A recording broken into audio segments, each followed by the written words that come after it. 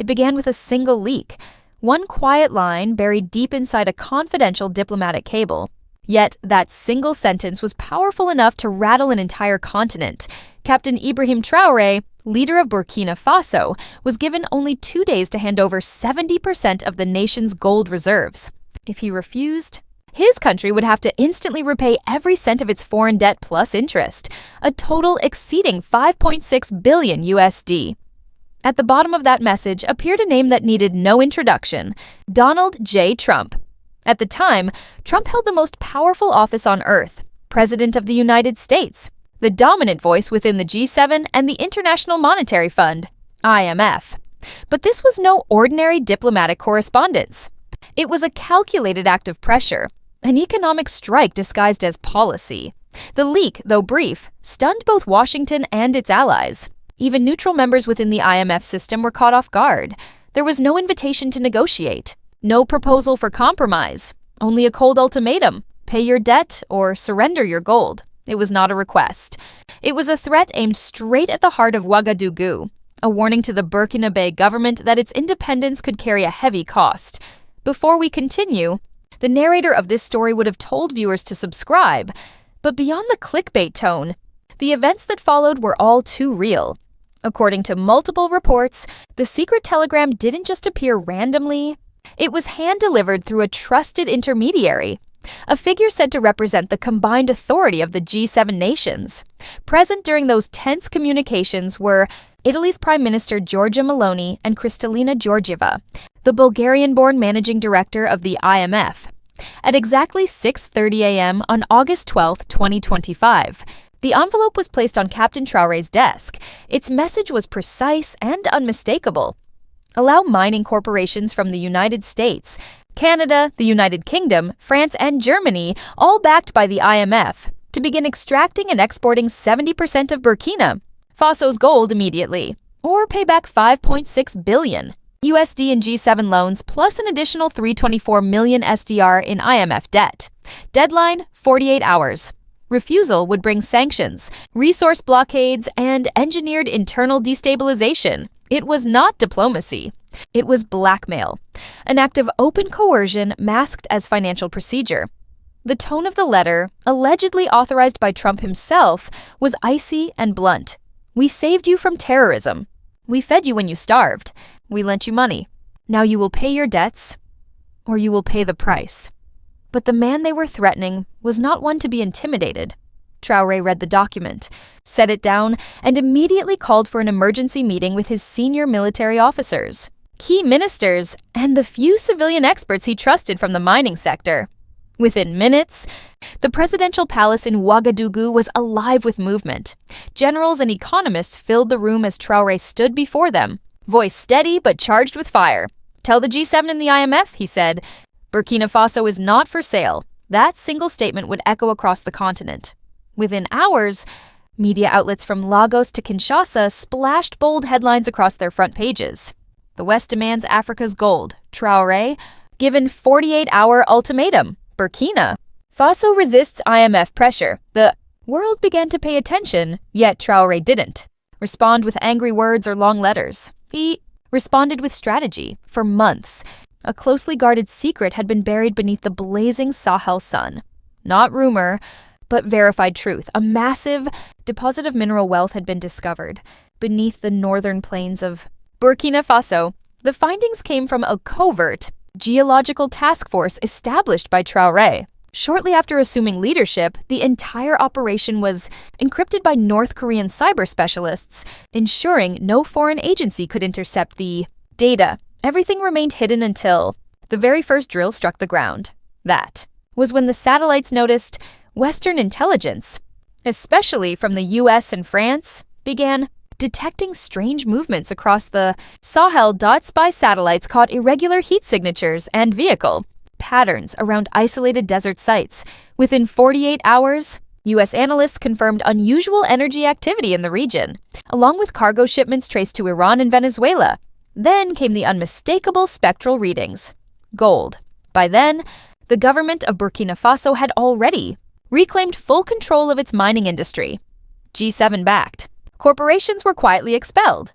French and American-linked companies that had dominated extraction for years suddenly found their contracts revoked, armed national units, replaced private security. Every gram of mined metal that once flowed to Paris and Washington was now redirected into a state-managed development fund inside Ouagadougou. The shift was subtle but revolutionary. For the first time in decades, Burkina Faso's natural wealth was remaining within its own borders. To the G7 and the IMF, the meaning was unmistakable. A small African nation had not only defied international lenders, it had taken control of its most valuable resource.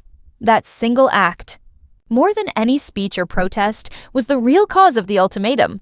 It was not about debt. It was about control.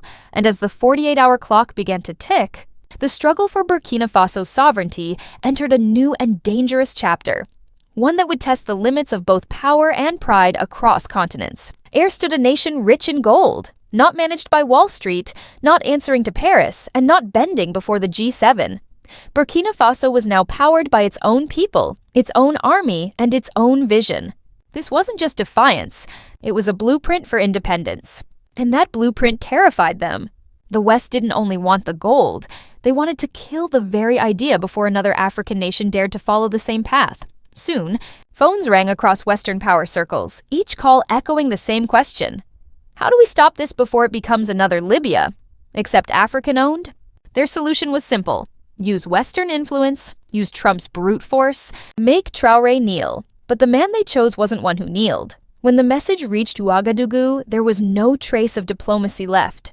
It was arrogance wrapped in business language, the language of empire disguised as partnership. The G7 presented it as an economic proposal, but underneath, it was pure blackmail. The demands came in a document titled Debt Recovery Strategy Framework, but its content was anything but subtle. 70% of Burkina Faso's gold output was to be handed over to American mining giants and IMF-appointed managers under the label of gradual debt repayment. Control of every major gold export route would be transferred to U.S.-approved intermediaries. An American advisory board would oversee every new mining contract and revenue stream, and in return, promises of military cooperation, technology deals, and protection from regime change. That protection was the clearest threat of all. The message couldn't have been more direct. Pay us, or pay the price. At the top of the document, written in thick red ink, were the words, Traoré has 48 hours. This wasn't economic policy. It was imperialism 4.0, bold and unapologetic. Among the 19 IMF member states, some claimed neutrality. They insisted Trump was acting alone, not as IMF policy. But behind closed doors, nobody stopped him. Because deep down, Trump was simply saying aloud what they'd all been thinking for years. We don't care who runs Africa, as long as we control what's beneath it. Captain Ibrahim Traoré understood the message perfectly. His decision was already made. No foreign power would ever dictate the destiny of his land again. If this was a power game, Traoré wasn't playing as a pawn. He was stepping forward as a sovereign leader. And Trump had just threatened the wrong soldier. When the ultimatum reached the war room in Ouagadougou, Traoré read the letter twice, calmly, silently. Then he set it aside, stood up, and said flatly, "So this is how they collect? Debt. Poison in a suit and tie. He didn't. Hesitate. He didn't wait. He lit a fire. They want 70% of our future," he declared. "They'll get 100% of our resistance." He didn't call the G7. He didn't call the IMF. He called the commander of the Special Sovereignty Force, a covert military unit created for this exact moment. Orders spread fast. Secure every oil field. Double protection on all gold convoys. Cut off every data link to foreign contractors. Prepare the national broadcast. By noon, the entire nation was watching. The screens went dark. Then a live feed appeared. No studio lights, no banners, no special effects. Just Traoré, in uniform, one hand resting on the Burkina Faso flag, the other holding a folder stamped Burkina Faso, 48-hour ultimatum. His voice was calm, his stare razor-sharp. To the people of Burkina Faso and to our brothers and sisters across Africa, they are not only demanding our gold, they seek to awaken the fear within us. He paused. Silence filled the room. To those behind this insult, to Mr. Trump and his backers, you have misjudged us. We are not Libya. "We are not Iraq. We are not your playground. We will never surrender our land to repay debts you imposed. We will never bow to your weapons or your banks. You gave us 2 days. Here is our answer. Now you have 2 days to take your greed, your threats, and your arrogance and leave African soil." He stood tall, saluted, and walked off the screen. No questions. No deals, no surrender, only silence, the kind that speaks louder than war. While Traoré's fiery speech electrified Africa, a storm was brewing in Western capitals. In oil boardrooms and CIA bunkers, alarm bells rang. Traoré hadn't surrendered, he had declared independence, and that was the real threat. If Burkina Faso could defy the West and survive, what would stop Mali, Niger, or Congo? Almost instantly, CIA agents appeared across West Africa. Drones filled the skies, and Western media launched a smear war, calling Traoré unstable and reckless. Near Ghana's border, villagers saw strange convoys linked to private military firms. The message was clear: end this rebellion. But Africa was already answering back. Africa is not for sale. Western outlets pushed a single narrative. Burkina Faso is collapsing, but inside the country, unity grew stronger.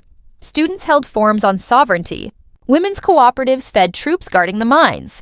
And every Western insult only fueled pride. If they hate him this much, young Burkinabés joked, he must be doing something right. Traoré knew the truth. The enemy wasn't one man in Washington, but an entire system. Banks, oil giants, and colonial powers that had drained Africa for generations. Now that system had turned its guns on him because he dared to say no. Just days after rejecting the U.S. ultimatum, 3 planes landed in Ouagadougou. No bombs, no threats, only brothers. Mali's Colonel Goïta, Niger's General Chiani, and Guinea's Colonel Doumbouya stood beside Traoré and declared, "If you touch Burkina Faso, you touch all of us." It was the birth of the AES Shield, Africa's answer to NATO. Mali sent elite advisors, Niger sent desert logistics teams, Guinea opened its airspace. Online, AES media launched a counterattack, exposing Western propaganda and uniting the continent under one cry: our resources. Our future, our fight. Crowds filled streets from Bamako to Conakry, chanting Traoré's name and waving AES flags. A Pan-African shield was forming, forged in betrayal, bound by brotherhood. Then came unexpected allies, China and Russia. They offered no threats, only help. China proposed a gold refinery in 90 days and a trade system free from Western banks. Russia brought anti-drone defenses to protect the mines. For the first time, Burkina Faso would own and control its gold, from ground to market. Western media screamed, "Dangerous alliance." But Africa saw something else: freedom. Traoré had done the unthinkable, defied the U.S., exposed a global resource heist, and united half of West Africa with China and Russia at his side. The West called him mad. Africa called him a hero, a symbol of courage, rebellion, and rebirth. While the Western media painted him as reckless, the internet told a different story. Across YouTube and Instagram, African creators praised his courage. Even African Americans joined the chorus. This man stood up to Trump and lived to tell it. That's leadership. In Burkina Faso, the youth fought back creatively. CNN's fearful clips were remixed into protest anthems. Shirts appeared everywhere reading, "If CNN hates you, you're doing something right." Ibrahim Traoré was no longer just a president. He had become a movement. Even Time magazine couldn't ignore him. Their headline read, "The man the West couldn't bully, inside Traoré's African uprising." But with fame came danger. Cyber attacks, smear campaigns, and fake scandals flooded the web. Western think tanks whispered again about debt dodging, but the people saw through it. Traoré had rewritten the playbook. He wasn't meant to fight back, let alone win. When the IMF's 48-hour ultimatum expired, Traoré made his boldest move. At dawn, behind closed doors, Burkina Faso's parliament passed a historic decree. All national gold reserves are now property of the Burkinabe people and protected from foreign ownership. By sunrise, Western mining firms received their orders: leave immediately. Licenses revoked, borders sealed. Then Traoré appeared on national TV. No uniform, no military show, just a calm voice and traditional dress. "We've been exploited for generations," he said. "Now that we know our worth, they want to take it again. But I serve my people, not empires." He paused, then declared the words that shook Africa. "Burkina Faso is not afraid. And I will not negotiate with thieves. The streets erupted in celebration. Drums, chants, fireworks. He said no, echoed through the capital. Online, millions joined the chant, "We protect what's ours." Hours later, the G7 and IMF went silent. But at 7:42 a.m. Eastern Time, Donald Trump broke the quiet with an all-caps tweet. Traoré just made the biggest mistake of his life. Africa will pay. Markets trembled. Newsrooms panicked. Yet in Ouagadougou, Traoré smiled. That's the sound of an empire losing control. Burkina Faso's defenses went on high alert. AES allies moved fast. Mali sent troops, Niger activated radar, Guinea pledged immediate retaliation. Across Africa, ordinary people marched to U.S. embassies holding signs. Touch Traoré, and you touch all of us. And then came the moment that silenced the world. A 43-second video. Traoré looked straight into the camera. This isn't just about debt or gold. It's about Africa's soul. I would rather die standing than live kneeling. Within hours, the clip went viral. Over 12 million shares. Former African leaders called him the dawn of a new era. The world held its breath. Africa finally exhaled.